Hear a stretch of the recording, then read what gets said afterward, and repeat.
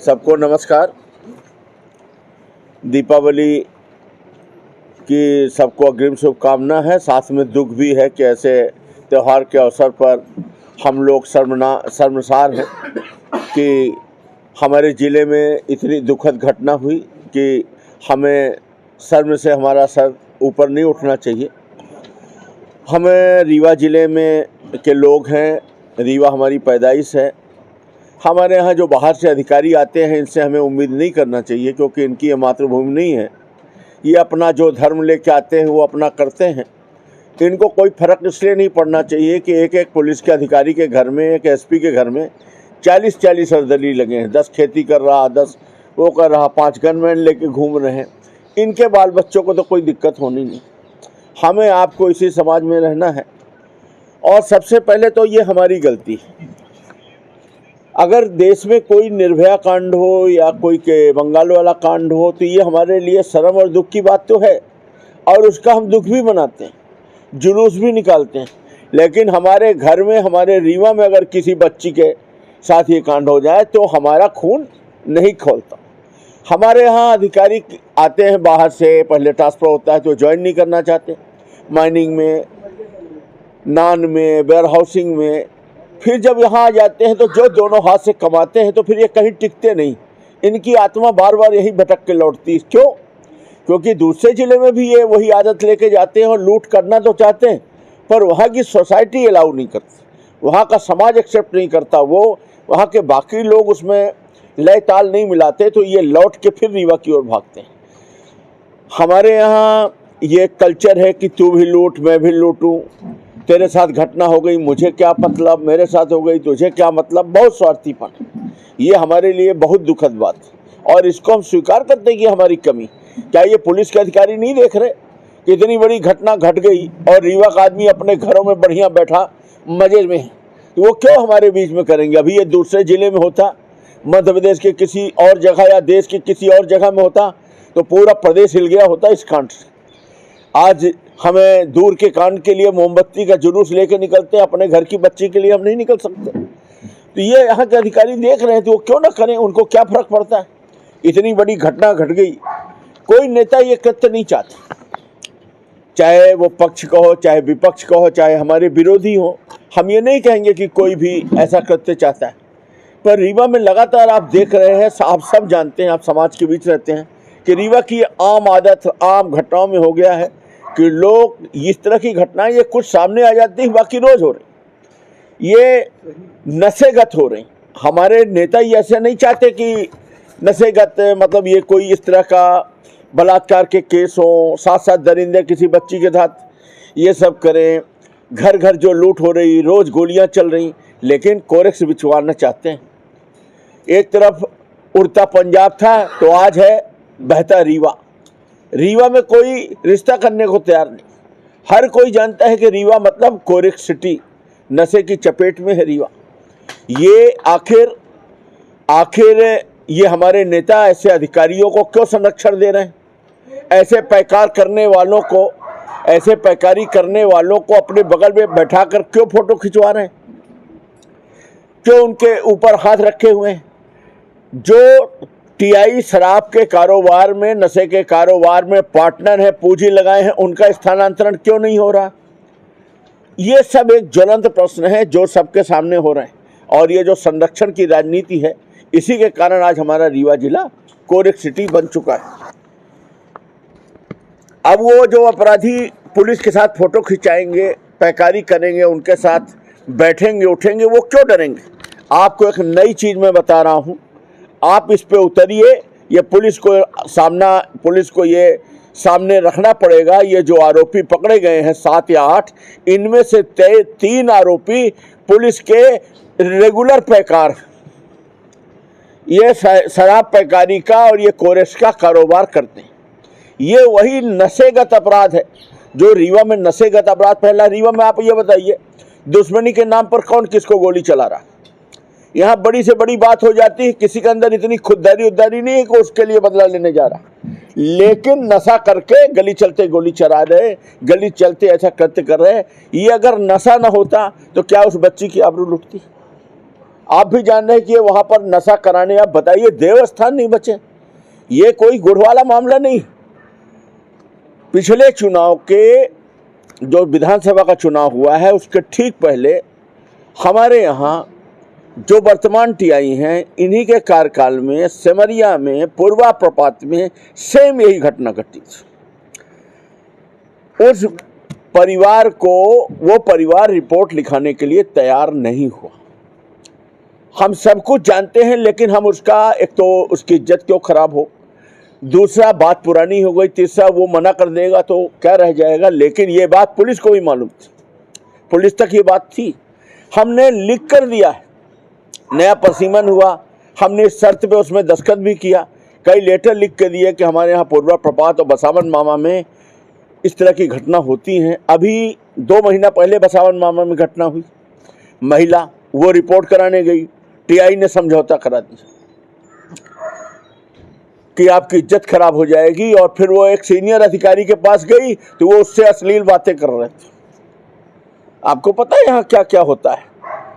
ये इतना जलता हुआ रीवा है, और यहाँ की पुलिस तो शर्मसार कर देने वाली।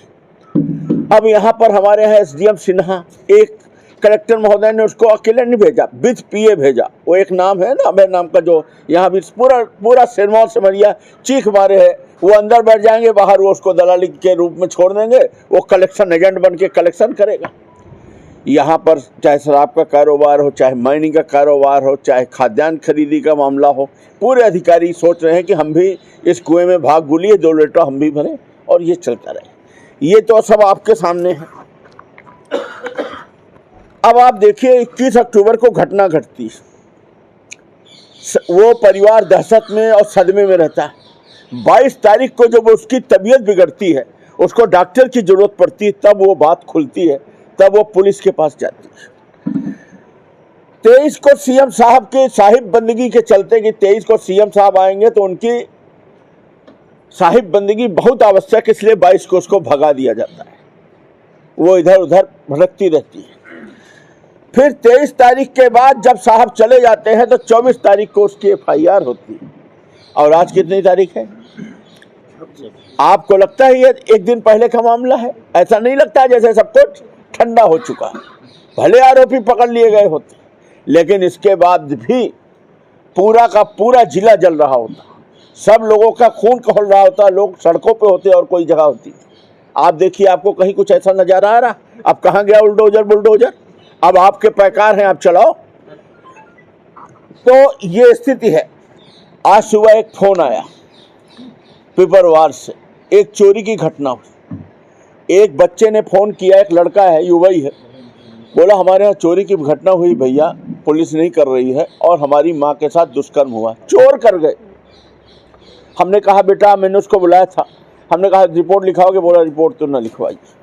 रोज हो रहा है। ये दूसरी घटना है, इसके पहले लालगांव में हो चुकी है। लालगांव में हो चुकी, कितनी घटनाएं हुई। वो प्रतिभा पांडे वाला केस आप देखिए, यहाँ रोज हो रहा है।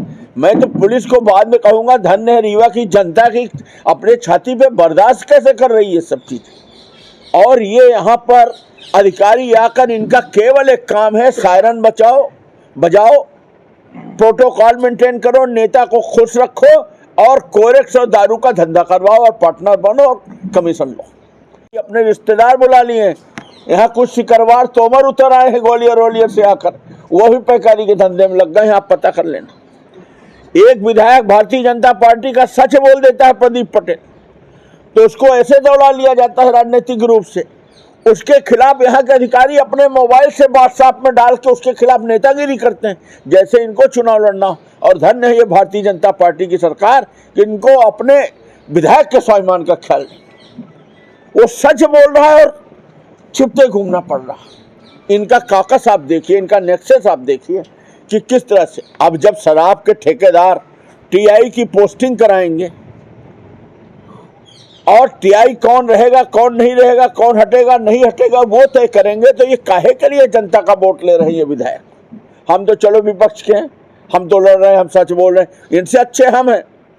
न इनका काम हो रहा, न हमारा हो रहा, पर ये अंदर अंदर ऐसे घुट रहे हैं। मैं खुला मुंह खोल के बोल रहा हूं, मैं ज्यादा अच्छा। तो ये स्थिति है। परिस्थितियां ऐसी है कि रीवा में बच्चों को अब रखने लायक नहीं।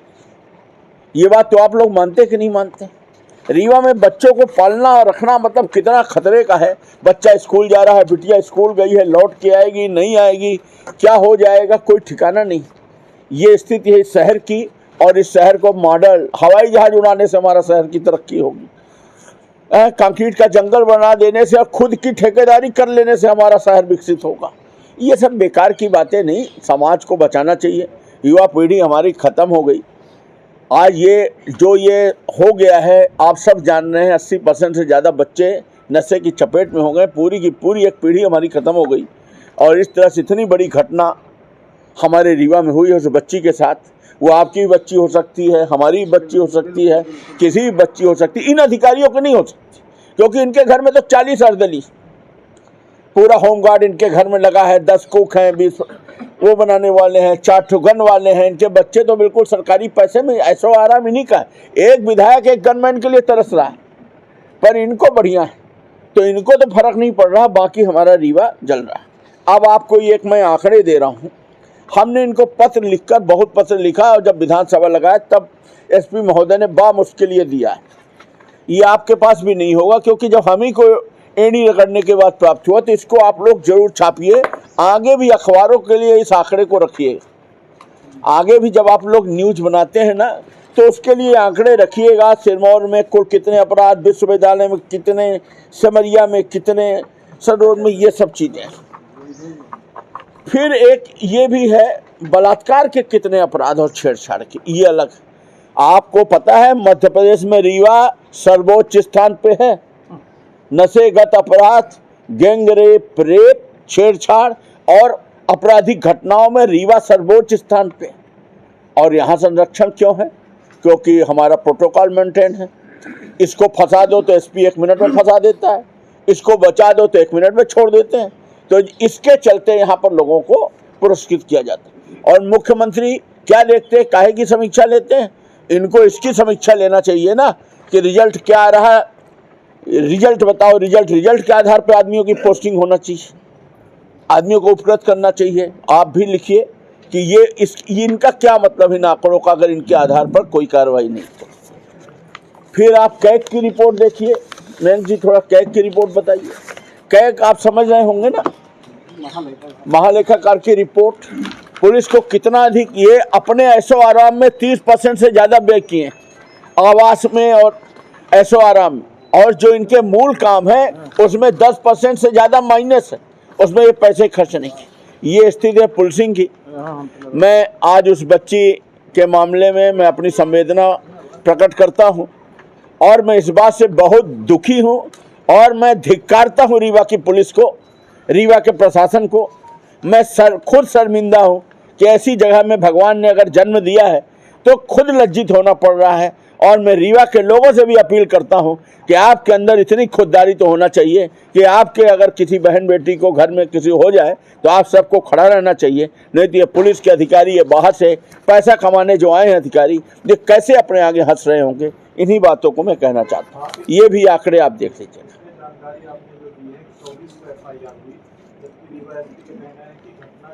एक दिन बाद 22 तारीख को एफआईआर दर्ज हो गई, उनका कहना है। घटना कितनी तारीख की है? घटना 21 की है, जब 21 की है, जब पीड़िता के द्वारा 22 को थाने में इसकी शिकायत दर्ज कराई गई, उसी दिन एफआईआर दर्ज कर दी गई, ऐसा एसपी रीवा का बयान है। हमें तो जो जानकारी उसके वहाँ कहीं से मिली है तो मैंने सत्यापित नहीं किया है, पर मुझे ये जानकारी मिली है कि 22 तारीख को गई थी तो रिपोर्ट नहीं दर्ज हुआ था। फिर 23 को सीएम आए थे तो कोई मिला नहीं, और 24 तारीख को फिर उसकी एफआईआर दर्ज की गई। 21 को गए। अच्छा, 21 है कि 21 को गए हैं। हाँ, तो अभी चले जाओ। देखिए ठीक है, आंकड़ों में हो सकता है मेरा कुछ मुझसे गलती हो गई हो, वो कोई इतना बड़ा मैटर नहीं है कि जिसमें मैं डेट को लेके कोई चैलेंज कर रहा हूँ। मैं तो ये भावना व्यक्त कर रहा हूँ कि मुख्यमंत्री का प्रोग्राम इतना ज़्यादा जरूरी था कि एक मासूम, एक बच्ची हमारी तड़पती रही, मदद के लिए कोई उसकी ओर देखने को तैयार नहीं था, जब तक कि मुख्यमंत्री पहली प्रायोरिटी थे, बच्ची दूसरी प्रायोरिटी थी। दूसरा, मैं एक कॉन्क्लेव वाला लेटर लाइए हमारा। दूसरा मेरा ये कहना था कि बीजेपी के किसी नेता ने इसमें कोई कमेंट किया? आप बताइए। हम समाज के अंग हैं, पार्टी वोट अपनी जगह है, कम से कम एक संवेदना तो व्यक्त करना चाहिए। हम ऐसे कैसे बन सकते हैं कि सरकार हमारी है, पार्टी हमारी है, तो वो बच्ची जिसके साथ ऐसी दरिंदगी हुई उसका परिवार और वो हमारी विरोधी है क्या? कि हम उसके लिए सच का सच नहीं बोल सकते? भैया आप बताओ, इतना तो बोलने में क्या चला जाता है? कोई भाजपा के नेता ने तो नहीं कराया। जानकारी ही नहीं दी गई जो सीएम आए थे, जो हो रहा है उस समय तक। अरे अब जानकारी हुई तो अरे हम कह रहे हैं अब जानकारी हुई तो आपको लगता है कि क्या उस तरह से कार्रवाई हो रही है?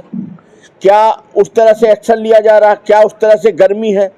एक छोटे से और भी जगह केस होते हैं तो उनकी आप प्रतिक्रिया देखिए, मुख्यमंत्री जी से लेकर। आपको लगता है क्या, आप ही बता दो कि रीवा में इतनी बड़ी घटना अभी 2 दिन पहले हुई, आपको लगता भी एकदम ठंडा ठंडा सा नहीं लगता कि जैसे कुछ हुआ ही ना हो? ये मेरा कहना है। आपने कहा कि पीआई की पोस्टिंग शराब माफिया करा रहे हैं, नहीं करना चाहिए। आपने कहा कि जो सिरमौर में कोई बड़े अधिकारी हैं, पुलिस अधिकारी जो महिला नहीं, के साथ हुआ था, तो वो कौन से ऐसे अधिकारी हैं? नाम लेना ठीक नहीं है। नाम तभी लिया जा सकता है जब सामने वाला बयान देने को तैयार हो। देखिए, ये महिलाओं से जुड़ा मामला है, उनके पिता आते हैं, भाई आते हैं, लेके आते हैं, बात करते हैं, हम सामाजिक आदमी हैं, लेकिन वो पहले ही कह देते कि भैया रिपोर्ट नहीं करा पाएंगे, बच्ची के भविष्य का मामला। ये पीड़िता की मां का वो आया कि मां के साथ भी यही कृत्य हुआ था। ये चोरी, आज एक बच्चे का फोन आया था। नहीं, हाँ, ये आज सुबह एक फोन आया कि उसकी मां के साथ भी ऐसा ही चोरी हुआ था पिपर गांव का, कि हमारे यहाँ चोरी हुई थी। और हमको मत क्रिटिसाइज करिए, मेरा काम है, मैं जनप्रतिनिधि हूँ, मेरा काम है कि कल आप ही कहोगे कि कोई नहीं बोलता, आपने क्या बोला, तो मेरी ये ड्यूटी बनती है, मैं अपनी ड्यूटी कर रहा हूँ। मेरा किसी से कोई बैड इंटेंशन नहीं है। मैं तो इस बात के लिए लज्जित हूँ कि हमारे रीवा में रोज ये घटनाएं हो रही हैं, हम कर क्या रहे हैं? कांग्रेस पार्टी का अगला गांव आने वाली नहीं है, उसमें गांव कहा जाता है कि मीट हुई है, हाँ, तो एक औद्योगिक क्रांति आएगी, सारे लोग घर लग जाएंगे। क्या कहना है आपका? वो दीजिए ना हमारा वो वाला। हाँ, पूछिए। आप कांग्रेस की विधायक हैं और विपक्ष की विधायक है, तो ऐसे जो आपराधिक घटनाएं लगातार हो रही हैं, इस पर आप मसाल लेकर कब चलने वाले हैं? सड़क पे कब उतरेंगे आप? मैं उतरूंगा, क्योंकि अब मुझसे अंदर से बर्दाश्त नहीं हो रहा। सही बात, चाहे मैं अकेले ही खड़ा हूँ, मैं उतरूंगा। हाँ, होना पड़ेगा, मेरी ड्यूटी भी बनती है। हाँ, अब अगर जैसे ही कुछ होगा मैं करूँगा, मैं अपनी ड्यूटी तो अदा करूँगा। औद्योगिक क्रांति को लेकर कुछ बता दें। औद्योगिक क्रांति में देखिए साहब, ऐसा है, औद्योगिक के बातें कर लेने से कुछ नहीं होगा। उद्योग को मैं समझता हूँ, उद्योग आता है पॉलिसी से। जब किसी उद्योगपति को सरकार की कोई ऐसी पॉलिसी मिलेगी जिसमें उसे लगेगा कि ये मौका दोबारा हाथ नहीं आएगा, बहुत फ़ायदा हो रहा है, सरकार बहुत कुछ अपने को फ्री में दे रही है, तब वो लुटता है। और अगर ऐसा नहीं है, उसको आर्थिक फायदा नहीं हो रहा, तो क्यों आएगा? रीवा में इतनी गुंडागर्दी, इतना न्यूसेंस, इतनी लूटमार, इतनी नेतागिरी, इतना उपद्रव, जेपीओपी तो त्रस्त है। यहाँ खुदाई कर करके पूरा उसका माइंस खोद डाले, अल्ट्राटेक वगैरह अपना बाल नोच रहे हैं कि कैसे चला लें। यहाँ कोई उद्योग लगाएगा? ये उद्योगपति एक दूसरे को बताते नहीं होंगे कि यहाँ। अब आ जाइए मध्य प्रदेश की बात, मध्य प्रदेश में कोई क्यों उद्योग लगाएगा? कोई भी उद्योगपति होगा वो बड़ा आदमी होगा, वो जब बड़ा आदमी होगा उद्योग लगाएगा तो उसको रहना पड़ेगा, उसके बाल बच्चों को रहना पड़ेगा, उसको चाहिए रहने के लिए अच्छी सीटें, उसको चाहिए रहने के लिए अच्छा क्लब, अच्छी सोसाइटी, खाने पीने का अच्छी जगह। ऐसी जगह सिर्फ रीवा में इंदौर है। इंदौर के आसपास आपको उद्योग मिलते हैं, थोड़ा बहुत मान लीजिए भोपाल है, और बाकी जगह आपको कहाँ मिलते हैं? दूसरी बात, इंडस्ट्री में आ जाइए। हमने एक पत्र भी लिखा था, आपको मैं एक पत्र देता हूँ, आप इसको छाप सकते हैं। अब इसको पढ़िएगा, सुनिएगा, वो आपने छेड़ दिया था। ये मैंने लिखा है 19 जुलाई 2024 को। अभी मैंने जिस दिन सीएम साहब रीवा आए थे उस दिन भी मैंने बात की उद्योग विभाग के अधिकारियों से, तो अभी भी यथास्थिति। रीजनल इंडस्ट्री कॉन्क्लेव एवं विजनरी का दिखावा, प्रदेश की जनता के साथ छलावा। विषय, राज्य स्तरीय साधिकार समिति की बैठक में लघु एवं मध्यम उद्योग व बृहद उद्योगों के नाम पर की जा रही अनदेखी उपेक्षा के संबंध में पिछले 20 वर्षों से प्रदेश की जनता को नए नए शब्दों का जलपान कराकर उन्नति का दिवा स्वप्न दिखाया जा रहा, ये जनता के साथ छलावा। लघु एवं मध्यम उद्योगों की स्वीकृति हेतु मुख्य सचिव की अध्यक्षता में राज्य स्तरीय साधिकार समिति की बैठक दिनांक 27 सितंबर 2023 के बाद, मतलब विधानसभा चुनाव के पहले, उससे लेकर आज दिनांक तक कोई बैठक आयोजित नहीं की गई। एक वर्ष पहले पूर्व में आयोजित बैठक दिनांक 27 दिसंबर 2023 का मिनट बुक आज दिनांक तक जारी नहीं हुआ। लघु एवं मध्यम उद्योगों से संबंधित 35 प्रकरण सरकार के पास मिनट बुक जारी होने की प्रत्याशा में लंबित पड़े। आगामी आयोजित होने वाली बैठक में प्रस्तुत किए जाने हेतु 65 प्रकरण लंबित है। इसके अतिरिक्त कई प्रकरणों को कागजी खानापूर्ति के नाम पर लंबित रखा गया। इस तरह से 1 सैकड़ा से अधिक लघु एवं मध्यम उद्योग तथा बृहद उद्योग से संबंधित फाइलें साधिकार समिति की बैठक के मिनट बुक में प्रदर्शित होने की प्रत्याशा की राह देख रहे हैं। इसी अनुक्रम में अन्य बृहद उद्योगों की भी यही स्थिति है। बृहद उद्योगों से संबंधित साधिकार समिति की बैठक लगभग 1 वर्ष सितंबर 2023 से नहीं हुई है। यहाँ भी 50 से 60 प्रस्ताव बैठक की प्रत्याशा में लंबित है, जबकि बृहद उद्योग हेतु औद्योगिक नीति एवं निवेश प्रोत्साहन विभाग स्वयं माननीय मुख्यमंत्री जी के पास है। मध्य प्रदेश सरकार के बजट सत्र 2 जुलाई 2024 में उद्योगों के नाम पर सिर्फ 694 करोड़ का बजट रखा गया है, जबकि पूर्व से स्वीकृत सिर्फ लघु उद्योगों हेतु सब्सिडी की देनदारी 900 करोड़ रुपए लंबित है। पूर्व से स्वीकृत मध्यम उद्योगों हेतु सब्सिडी की देनदारी 500 करोड़ रुपए दिया जाना अलग से लंबित है, जो इसी सत्र के अंत तक 1.5 गुना तक बढ़कर कुल 2000 करोड़ से अधिक हो जाएगा, जिसके विरुद्ध सिर्फ 694 करोड़ रुपए पारित किए गए। ध्यान रहे, मध्य प्रदेश सरकार के लघु एवं मध्यम उद्योग मंत्री माननीय चेतन कश्यप जी स्वयं एक उद्योगपति हैं, फिर भी उद्योगों को बढ़ावा देने को लेकर कोई विजन नहीं। जबकि बजट सत्र की बैठक के दौरान उद्योगों हेतु बजट को लेकर सदन में मेरे द्वारा सरकार का ध्यान भी आकर्षित कराया गया था। बजट में सम्मिलित राशि को विजनरी प्रचार प्रसार एवं होटलिंग में खर्च किया जा रहा। परिणामतः ऐशो आराम एवं प्रदर्शन में खर्च की गई राशि भी इसी बजट से कम की जाएगी। दूसरी तरफ मध्य प्रदेश में उद्योग एवं विजनरी को लेकर अलग अलग रीजनल इंडस्ट्री कॉन्क्लेव आयोजित कर उद्यमियों को आकर्षित करने का छलावा किया जा रहा है। 5 स्टार होटलों में जनता की वाहवाही और गाढ़ी खून कमाई के पैसों से आराम किया जा रहा है। विज्ञापन के नाम पर करोड़ों रुपए सुर्खियां बटोरने पर खर्च किए जा रहे हैं। आग्रह है कि लघु उद्योग मध्यम उद्योग, ये आगे हमने लिखा है कुछ पॉलिसी मैटर की, विद्युत वगैरह में टैरिफ वगैरह में ये होना। ये आज थोड़ी लिख रहा हूँ, 19 जुलाई को लिखूँ, इसमें क्या गलत है? अगर ये सही है तो मेरी बात सही है, फिर तो ये सब केवल होटलिंग और दिखावा है। क्योंकि आपने महिला संबंधी कुछ अपराध के आंकड़े जारी किए, तो इसमें पुलिस ये चाहिए किसी को पत्र क्रमांक और दिनांक को साझा करें। इसको रखवा। क्या बोल रहे हैं? क्रमांक देंगे, पत्र क्रमांक और दिनांक को साझा करेंगे। जो आपको मैंने ध्यान आकर्षण दिया है उसमें सब लिखा है। हम लिखा पढ़ी में बहुत टाइट, बहुत कहीं कोई गलती नहीं है। ध्यान आकर्षण में सब लिखा है। हाँ, मैंने जो ध्यान आकर्षण काफी दिया